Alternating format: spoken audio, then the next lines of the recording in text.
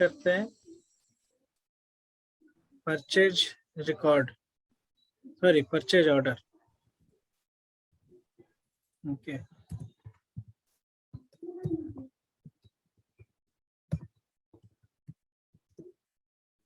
Purchase order.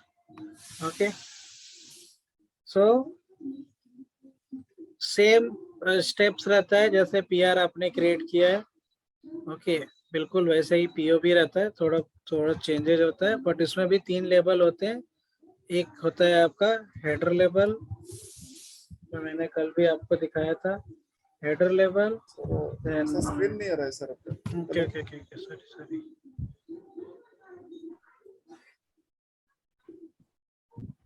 Okay,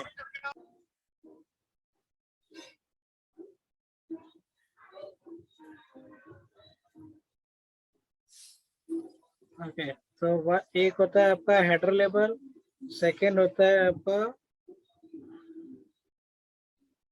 item level,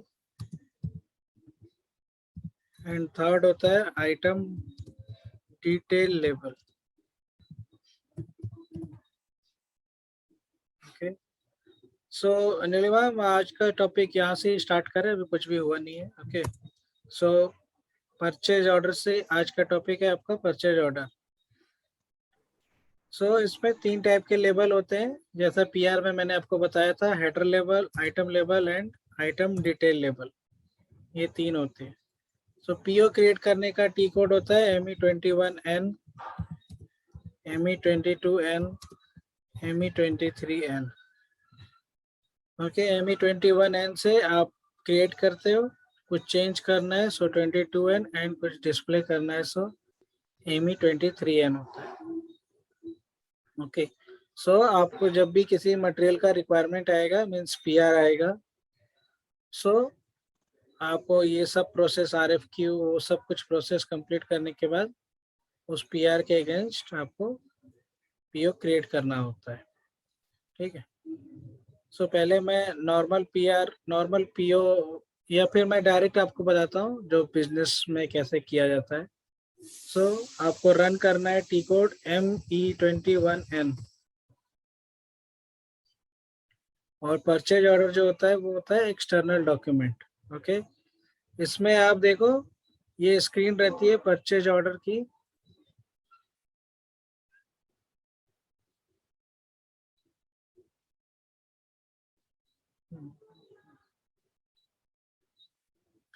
okay, सो purchase order की ये screen है, एंड जो टी कोड होती है /N ME21N। ठीक है, ME21N टी कोड होता है to create a purchase order. ये स्क्रीन आपकी ओपन होगी, इसको आपको क्लोज कर देना है बस। ओके, सो मैंने जैसे आपको बताया, पीओ में 3 टाइप के लेवल होते हैं, header level, item level and item detail level. So ये देखो आप, हेडर लेवल, ये आइटम, आइटम ओवरव्यू और आइटम लेवल, और ये थर्ड होता है आपका item detail level. Okay, so first मैं आपको बताता हूँ, जैसे आप पीओ क्रिएट करोगे, ये होता है आपका डॉक्यूमेंट टाइप। जैसे पीआर में डॉक्यूमेंट टाइप था, वैसे पीओ में भी होता है। सो जो स्टैंडर्ड डॉक्यूमेंट टाइप होता है वो एनबी होता है। ठीक है, ये जो आप देख रहे हो एनबी स्टैंडर्ड पीओ, ये स्टैंडर्ड है।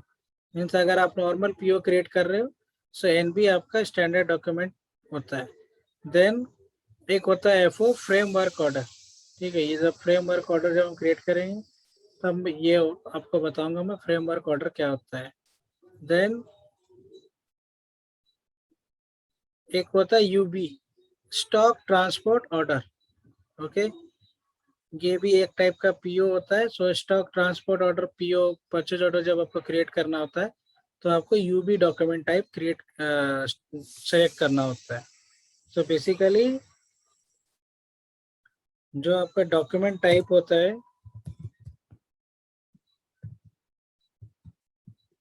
वो होता है NB, NB for standard PO, UB for stock transport order, and FO, फिर FO means framework order. Okay, so आपको यहाँ पर फर्स्ट क्या करना है, पीओ क्रिएट करना है, एंड पीओ में आपको वेंडर पहले सबसे फर्स्ट जॉब जो है आपको वेंडर एंटर करना है। उससे उससे पहले मैं आपको और भी चीजें बताता हूँ। हेडर लेवल पे होता क्या क्या है। हेडर लेवल पे ये होता है, आप देखो डिलीवरी इनवॉइस, इसमें जो भी पेमेंट टर्म्स आपने वेंडर क्रिएट करने के टाइम पर सेलेक्ट सेट किया था वो यहाँ पर आता है पेमेंट टर्म्स। या फिर कुछ चेंजेस करना है तो आप यहाँ से पेमेंट टर्म्स जो भी आपको एफआई कंसल्टेंट बना के देगा वो पेमेंट टर्म्स आपको यहाँ सेट करना होता है। कंडीशन कंडीशन क्या होता है, यहाँ पर प्राइस आता है, टोटल वैल्यू आता है पीओ का। टेक्स्ट, अगर आपको कुछ एडिशनल लिखना है तो आप यहाँ पर लिख सकते हो। एड्रेस में यहाँ पर आपका एड्रेस आ जाएगा, वेंडर का एड्रेस आएगा। ये सब कुछ अभी कैसे फील होगा ये सब कुछ मैं आपको 1 बाय 1 बताता हूँ। ओके, सो कल जो है हमने पीआर क्रिएट किया था, 3-4 पीआर हमने क्रिएट किया था। ओके, सो पीआर से पीओ कैसे क्रिएट किया था मैं बताता हूँ। फर्स्ट आपको फर्स्ट स्टेप जो है ME21 एंड जैसे ही करोगे आपके पास पीआर आ चुका है। सो डॉक्यूमेंट ओवरव्यू ऑन, इस पे आपको क्लिक करना है। नेक्स्ट, ये जो फ्लावर टाइप का बटन देख रहे हो आप, सिलेक्शन वेरिएंट, इस पे क्लिक करना है आपको। And then purchase requisition select करना है। ओके, एंड देन आपने किस मटेरियल का पीआर क्रिएट किया था या परचेज, अगर आपको सपोज नहीं पता है तो परचेज ऑर्गेनाइजेशन आप डाल दीजिए। क्या है हमारा purchase organisation, BSH2, and execute कर दीजिए। कोई बात नहीं, परचेज रिक्विजिशन, और ये था हमारा परचेज रिक्विजिशन नंबर। सेलेक्ट करना है आपको एंड देन ये आप देख रहे हैं परचेज रिक्विजिशन नंबर, यहाँ पे पेस्ट कर दीजिए, ये डिलीट कर दीजिए एंड एग्जीक्यूट कर दीजिए। जैसे आपने एग्जीक्यूट किया ये नंबर यहाँ पर आ गया। उसके बाद आपको सेलेक्ट करना है। उसके बाद ये बटन आप देख रहे हैं एडॉप्ट का। ओके, जैसे सेलेक्ट होगा आपको यहाँ पर आ जाएगा ऑटोमेटिक। उसके बाद आपको एडॉप्ट के बटन पे क्लिक करना है।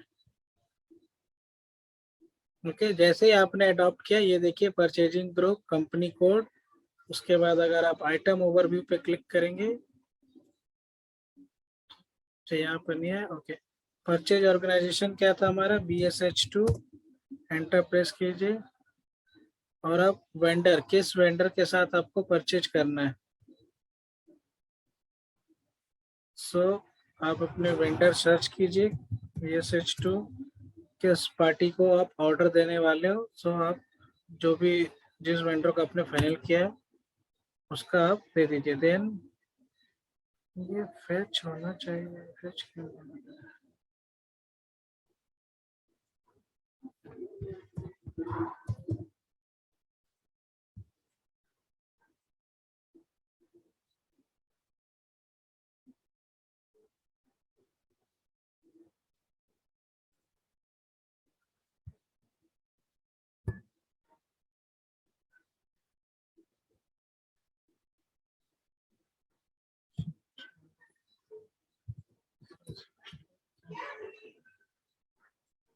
ओके, पीआर से पहले मैं एक आपको बताता हूँ पीआर के लिस्ट कैसे निकाले जाती है। सो ME5A टी कोड होता है। ओके, ये आप रन करेंगे। उसके बाद आपको क्या करना है, किस प्लांट का आपको पीआर की लिस्ट निकालनी है। सो BSH2 आप पर्टिकुलर प्लांट दे दीजिए एंड एग्जीक्यूट कर दीजिए। सो ये आपको पता चल जाएगा। ये देखो, एक आपका ये पीआर नंबर है, एक पीआर नंबर ये है, एक ये है। सो टोटल आपने 3 पीआर क्रिएट किया था। देखिए, मटेरियल, रिक्विजिशन। सो ये मटेरियल है, ये रिक्विजिशन। ठीक है, ये आपका डॉक्यूमेंट टाइप है NB।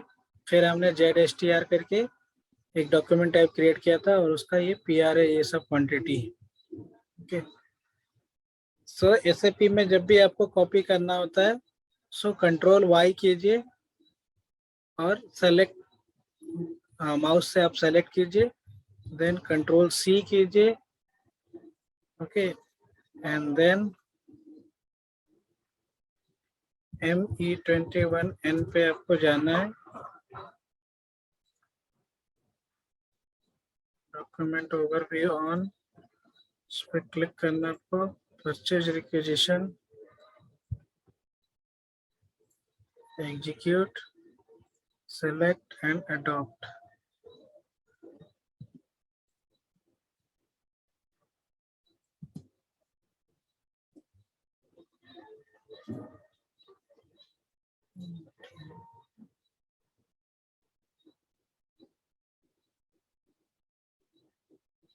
मटेरियल टाइप आपका क्या था, ZBRH, तो सेलेक्ट कीजिए, एंटर प्रेस करना आपको, उसके बाद आपको प्लांट एंटर करना है। सो प्लांट था आपका BSH2, देन ये आ रहा है इस मटेरियल का प्राइस क्या है। सो अब ये प्राइस आपको यहाँ पर मेंटेन करना होगा। सो सपोज इस मटेरियल का प्राइस 100 रुपीज है, सॉरी मटेरियल का प्राइस ये नेट प्राइस में आएगा।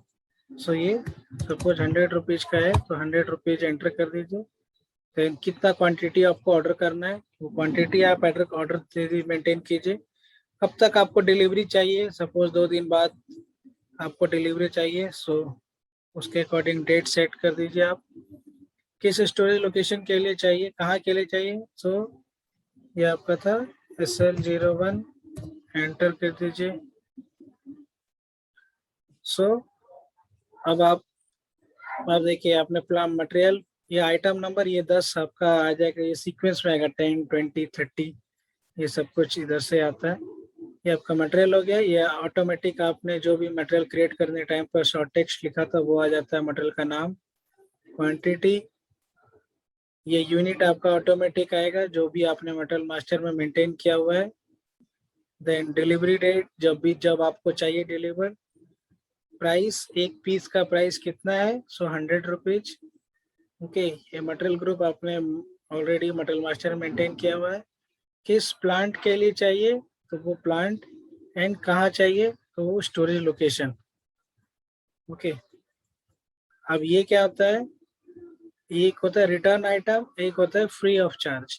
मीन्स सपोज कोई मटेरियल है, उसको आप रिटर्न करना चाह रहे हो, तो आपको रिटर्न पे टिक करना होता है। अगर आप फ्री ऑफ कॉस्ट किसी वेंडर को, किसी पार्टी को आप दे रहे हो सेम मटेरियल, सैंपल या कुछ, सो फ्री ऑफ चार्ज पे आपको टिक करना होता है। ठीक है, ये होता है रिटर्न एंड फ्री। ये होता है रिक्विजिशनर, मीन्स किसने रिक्वेस्ट किया है वो आप यहाँ पर मेंटेन कर सकते हो। इन्फो रिकॉर्ड, सिंस हमने इस मटेरियल का इस वेंडर के साथ में, सॉरी ये जो आपका मटेरियल है, इस मटेरियल का इस वेंडर के साथ में हमने इन्फो रिकॉर्ड मेंटेन नहीं किया है, इसलिए यहाँ पर इन्फो रिकॉर्ड ब्लैंक है। अब क्या होगा कि जैसे ही हम क्रिएट करेंगे ऑटोमेटिक यहाँ इन्फो रिकॉर्ड एक हमारा बन जाएगा। वो कैसे बनेगा, क्योंकि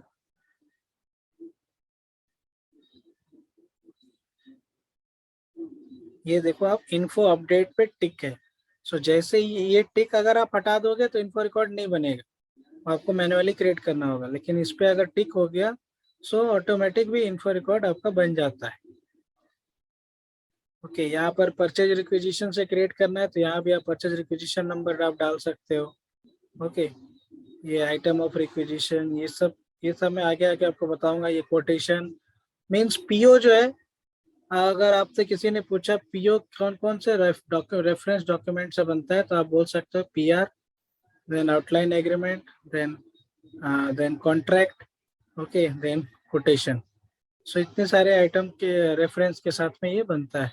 ओके, ये था आपका आइटम लेवल के एक्सप्लेनेशन। हेडर लेवल पे अब आप देखो क्या क्या रहता है, 1 बाय 1 में जाता हूँ। डिलीवरी इनवॉइस, अब ये पेमेंट टर्म्स अभी मैंने मेंटेन नहीं किया है, ये कहाँ से आया है, जो आपने वेंडर मास्टर में मेंटेन किया हुआ पेमेंट टर्म्स इस पर्टिकुलर वेंडर के लिए। सो ये पेमेंट टर्म्स आया। ठीक है, करेंसी क्या रहेगा, ये स्टैंडर्ड है, तो इसको आपको कुछ करना नहीं है एक्सचेंज रेट। सेकेंड है कंडीशन। अब ये देखो आप प्राइस कितने रुपए का बना, सो 100 इंटू 100 10,000। सो ये 10,000 रुपीज का आपका पीओ है। इस पीओ का वैल्यू 10,000 रुपीज है। टेक्स्ट में अगर आपको कुछ लिखना है तो आप एडिशनल कुछ अगर मेंशन करना चाहते हो तो वो आप मेंशन कर सकते हैं। एड्रेस पे अगर आप क्लिक करोगे सो ये पर्टिकुलर आपके वेंडर का एड्रेस है, ठीक है।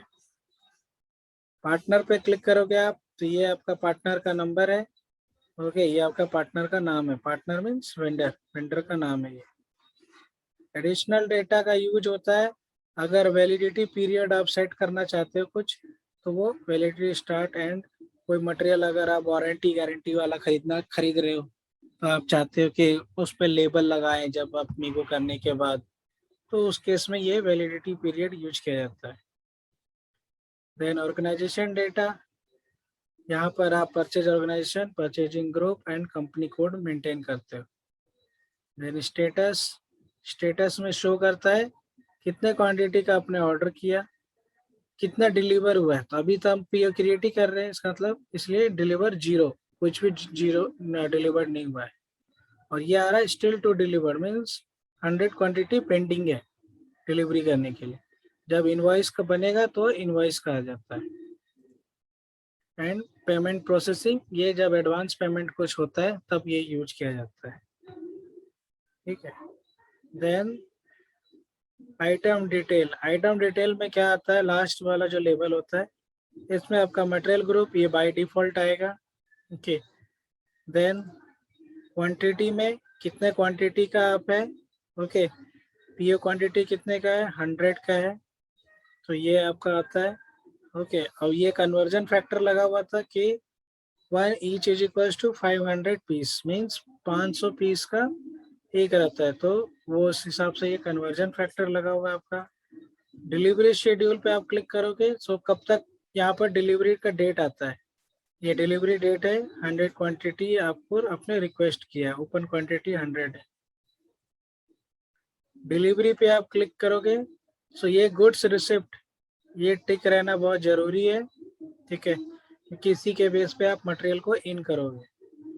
डिलीवरी कंप्लीट का यूज कब तब किया जाता है, जब आप किसी पीओ को आपको क्लोज करना है तब। इनवॉइस में ये दो जरूरी है आपका टिक रहना, जीआर बेस्ड इनवॉइस वेरिफिकेशन और इनवॉइस रिसिप्ट, ये दोनों कंपलसरी होता है। अगर ये आप नहीं करोगे तो मीगो में आपको प्रॉब्लम आता है। कंडीशन आपके हेडर लेवल पे भी होता है, आइटम लेवल पे भी होता है, ओके। सेम आपका टेक्स्ट है। देन डिलीवरी एड्रेस है, कहाँ पर, ये आपके कंपनी का एड्रेस है, कहाँ पर ये वेंडर आपको डिलीवर करेगा, ओके। ये कंफर्मेशन क्या होता है ये सब मैं आपको आगे बताऊंगा, ओके। कंडीशन कंट्रोल क्या होता है, रिटेल क्या होता है, ये सब कुछ। तो इसमें आपको क्वेश्चन बहुत सारे बनते हैं, ठीक है। आपको एक एक करके सारे लेवल सब कुछ, आपको हर एक चीज का मीनिंग मालूम होना चाहिए, क्या होता है नहीं, इसका मीनिंग क्या है, कहाँ पर क्या फील किया जाता है। इंटरव्यूअर बहुत कुछ क्वेश्चन पूछ सकता है आपसे, वो पूछ देगा हेडर लेवल पे कितने क्या क्या डेटा रहते हैं, क्या क्या मेंटेन किया जाता है हेडर लेवल पे, तो आपको पहले बोलना है डिलीवरी इनवॉइस, इसमें हम पेमेंट टर्म्स ये सब मेंटेन किया जाता है। कंडीशन टैब होता है जिसमें प्राइस आता है। टेक्स्ट में आप कुछ लिख सकते हो। एड्रेस में वेंडर का एड्रेस रहता है। कम्युनिकेशन जो यूज किया जाता है ये आपका, जो अगर आपने आपकी वेंडर मास्टर बनाते टाइम कुछ कम्युनिकेशन में मेंटेन किया है तो ये बाय डिफॉल्ट आ जाएगा, अगर कुछ नहीं किया है तो ये ब्लैंक रहता है। देन पार्टनर, ये वेंडर का डिटेल आता है, नाम वाम सब कुछ। एडिशनल डेटा मैंने बताया आपको, वैलिडिटी पीरियड सेट करने के लिए यूज किया जाता है। ऑर्गेनाइजेशन डेटा में आप परचेज ऑर्गेनाइजेशन, परचेजिंग ग्रुप और कंपनी कोड आप एंटर करते हो। स्टेटस में आपको पीओ का क्या स्टेटस है वो शो होता है, और पेमेंट प्रोसेसिंग में अगर कुछ एडवांस पेमेंट आप दे रहे हो तो ये शो होता है। सो काफी चीजें होती है आपके पीओ में, आपको एक एक करके थोड़ा टाइम लगेगा, लेकिन आप एक एक चीज करके ध्यान से देखो तो आपको सारे सब चीज समझ में आएगा कि क्या है नहीं है, कहाँ पर कौन सा डेटा फिल करना है, किसका क्या मतलब है। ओके, लास्ट में आपको चेक के बटन पे क्लिक करना है। अगर कुछ एरर रहा या कुछ मेंटेन करना बाकी रह गया या कुछ भी रॉन्ग एंट्री है, सो यहाँ एरर आ जाएगा। अगर कुछ एरर नहीं है सो आता है no message issue during check, और उसके बाद डायरेक्टली सेव कर देना होता है। जैसे ही आप करोगे आपका ये सिस्टम आपको एक पीओ नंबर जनरेट करके दे देता है।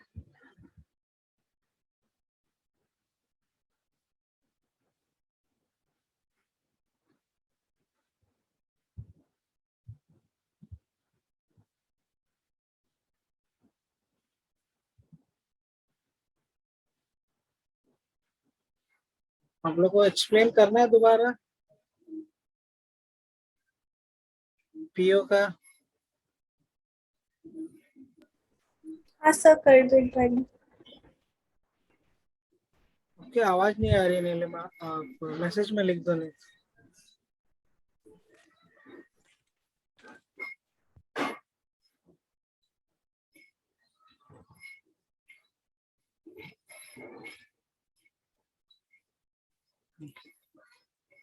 सो मैं सेम पीओ को चेंज मोड में ओपन करता हूँ। ठीक है, आपको मैं फिर से बता देता हूँ।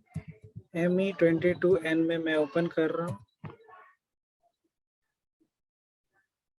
ओके, एंड अभी आपने देखो पीओ क्रिएट कर लिया है। ठीक है, अब आपको क्या करना है, ये एक बटन देख रहे हो अदर परचेज ऑर्डर, इस पे क्लिक करना है और वो पीओ नंबर पेस्ट कर देना है ओपन करने के लिए, और एंटर प्रेस करना है। ठीक है, अब ये आपका ओपन हो गया है। ये होता है डिस्प्ले और चेंज। अगर ये अभी जो है, ये जो मोड आप देख रहे हो, ये मोड है आपका डिस्प्ले का। ये कैसे पता, ये पूरा ग्रे स्क्रीन है। ठीक है, तो आप ये जो बटन देख रहे हो ये डिस्प्ले चेंज का बटन होता है, इस पे आप क्लिक कर दीजिए। जैसे आप क्लिक करेंगे ये देखिए व्हाइट स्क्रीन हो गई है। तो आप यहाँ से आप कर सकते हैं, ये होता है डिस्प्ले चेंज का बटन। देखिए मैंने अभी क्लिक किया, ये ग्रेड आउट हो गई, अब ये डिस्प्ले मोड में है। फिर से आप ओपन क्लिक कर दीजिए और ये हो गई आपकी एडिटेबल मोड, चेंज मोड में। सो पीओ में आपका जो मेन आपको ध्यान रखना है, डॉक्यूमेंट टाइप, ये वेंडर नंबर है। जिस दिन आपने पीओ क्रिएट किया ये डॉक्यूमेंट डेटा आपका बाय डिफॉल्ट आ जाएगा। ओके, पीओ में 3 लेवल होते हैं, header level, item level, item detail level. Header level पे आपका 1 2 3 4 5 6 7 8 9 10 टोटल 10 चीजें रहती है आपको मेंटेन करने के लिए।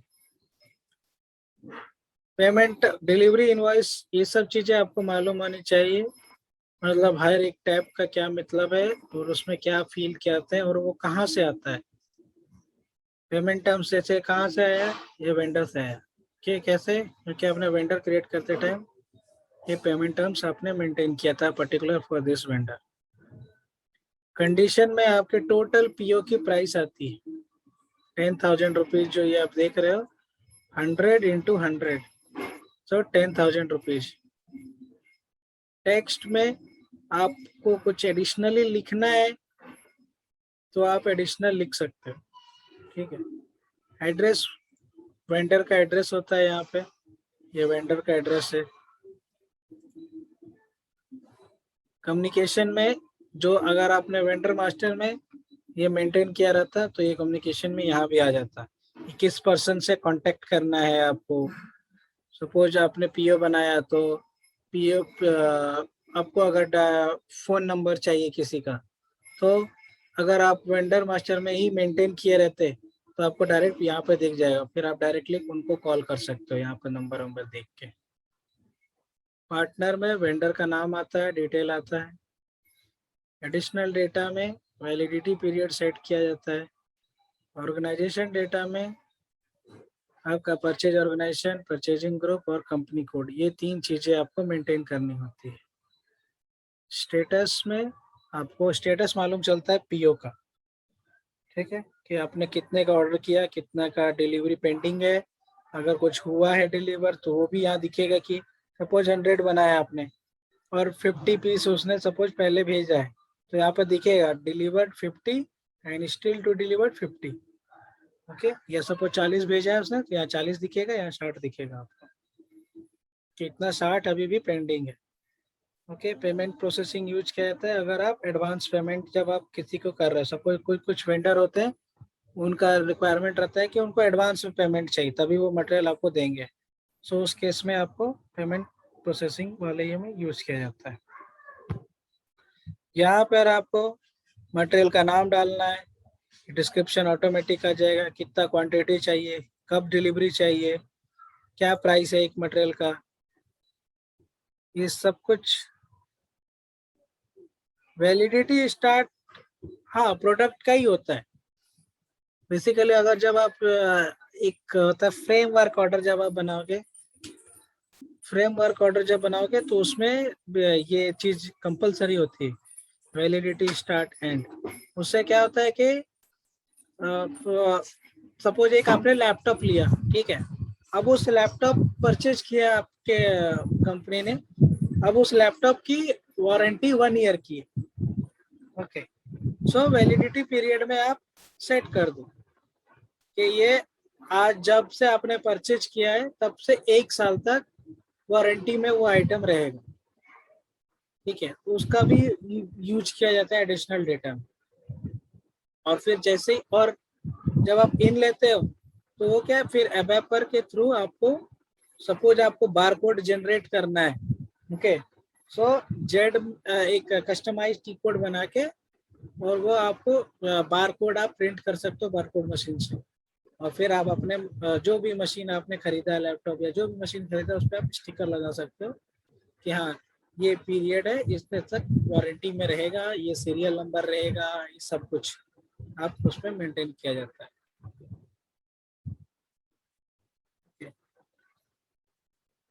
आइटम डिटेल लेवल में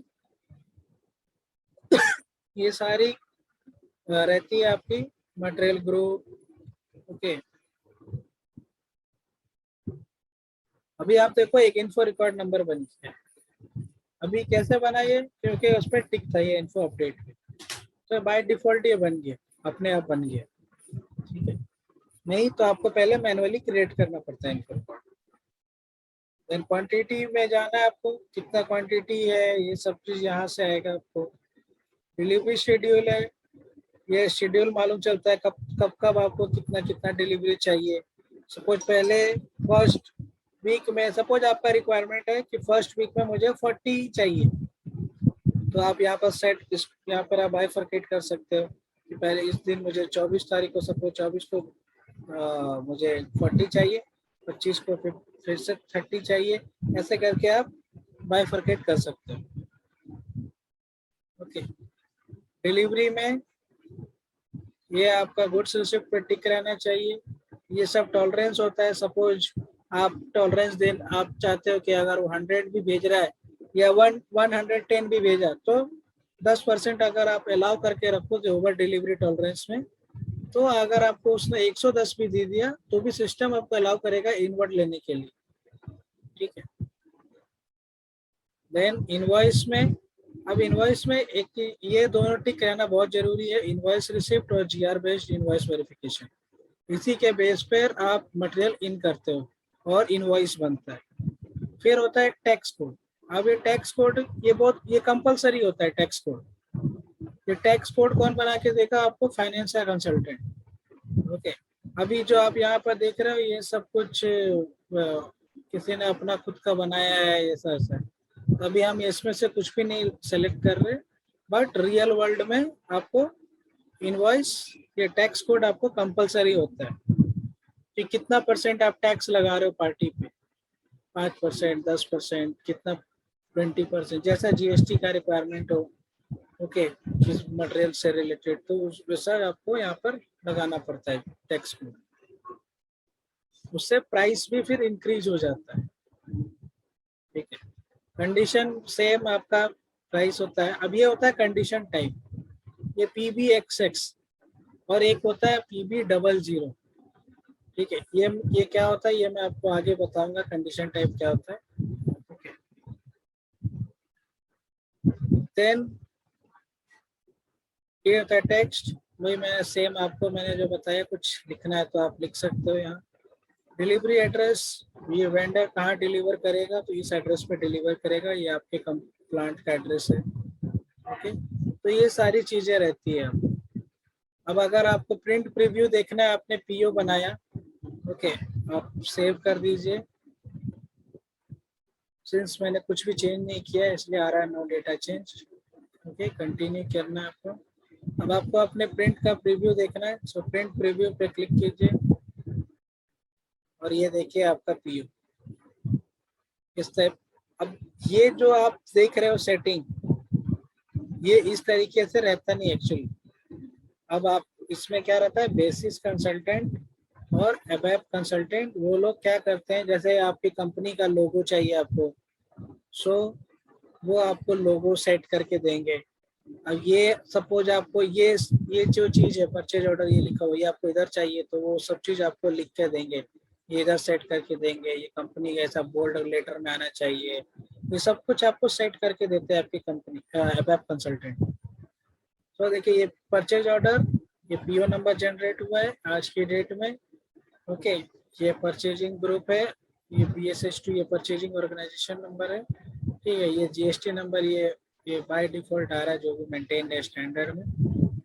ठीक है, ये इस वेंडर को आपने पार्ट ऑर्डर दिया है, ये आपका वेंडर का नाम है। ठीक है, और वेंडर का जो नंबर है वो ये है, देखिए your vendor number with us.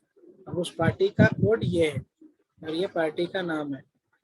अब यहाँ पर आ रहा है प्लीज डिलीवर टू, कहाँ डिलीवर करना है तो ये आपका एड्रेस है। डिलीवरी डेट कब की है, सो 24 को आपको डिलीवरी चाहिए।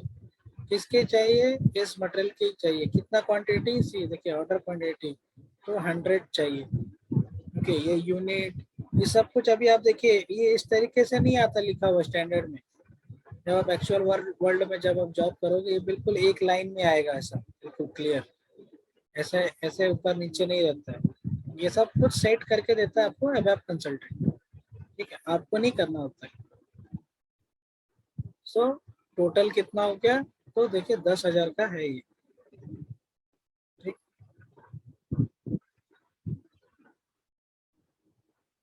ये जो LP01 आप देख रहे हो, अब ये क्या है, ये आपके प्रिंटर का नाम है। ये स्टैंडर्ड प्रिंटर का नाम होता है LP01। अब ये आपको सेट करके देगा बेसिस का कंसल्टेंट। बेसिस कंसल्टेंट आपके प्रिंटर को आपके SAP से वो लिंक करता है प्रोग्रामिंग के थ्रू। उसके बाद ही ये प्रिंट प्रीव्यू, ये क्या स्टैंडर्ड है उसमें सेटिंग किया हुआ पहले से, इसलिए आपको दिख गया है। बाकी रियल वर्ल्ड में बेसिस कंसल्टेंट ये सब चीज आपको सेट करके देता है। ठीक, आप सेव कर दीजिए। अभी क्लियर है, एक बार में होगा नहीं आपको क्लियर।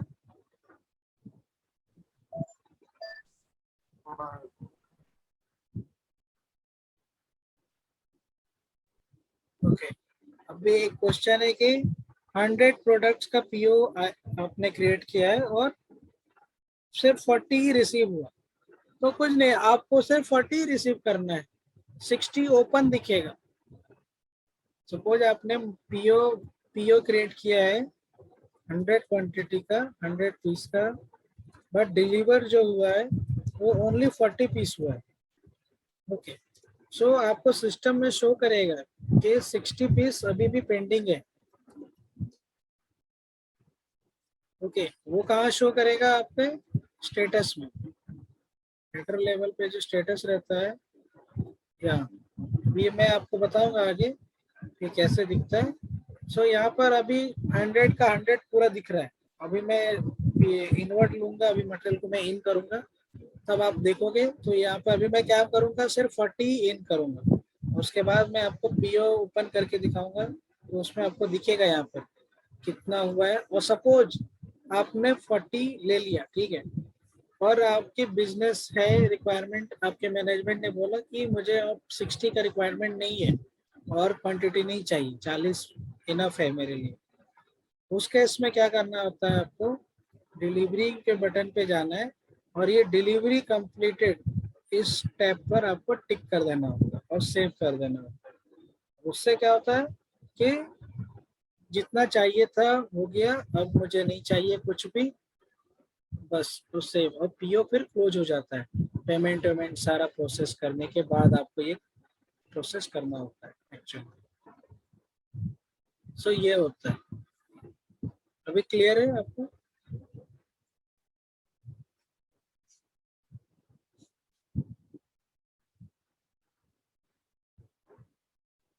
सो नेक्स्ट है आपका ये पीओ बन गया आपका। जैसे मैंने कल डॉक्यूमेंट टाइप क्रिएट करना आपको सिखाया था, स्क्रीन लेआउट सेट करने सिखाया था पीआर का, सेम होता है पीओ में भी। तो वो मैं आपको सेपरेटली नहीं बताने जा रहा हूँ। ओके, वो आप पीआर की जैसे मैंने किया था सेम टी कोड है, सब सेम प्रोसेस है, बस परचेज रिक्वेजिशन की जगह पर आपको परचेज ऑर्डर सेट करना है। ओके,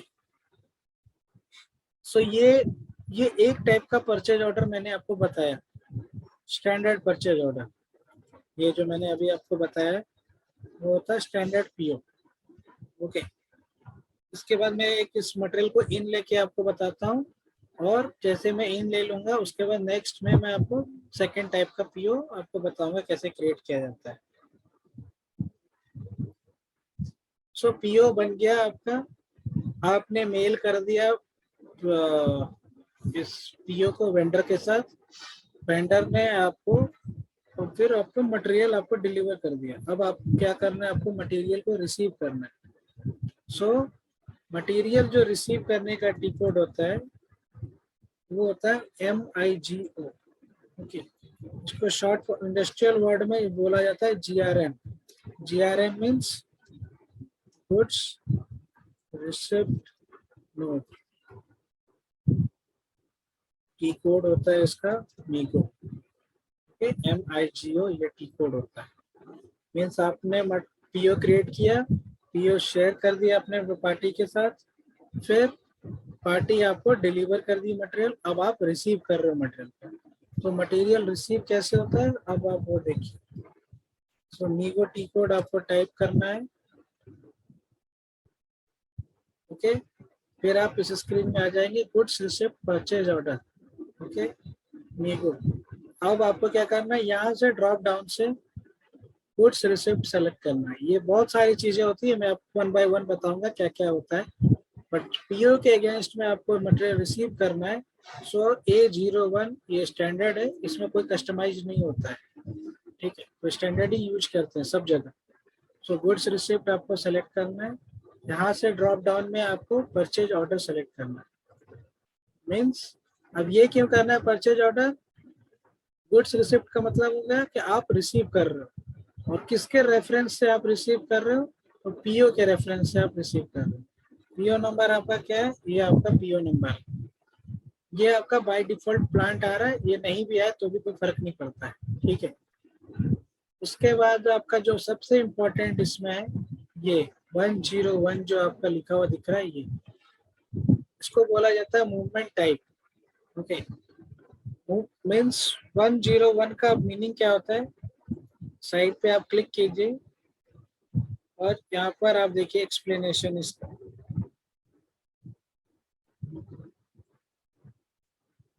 101 का मीनिंग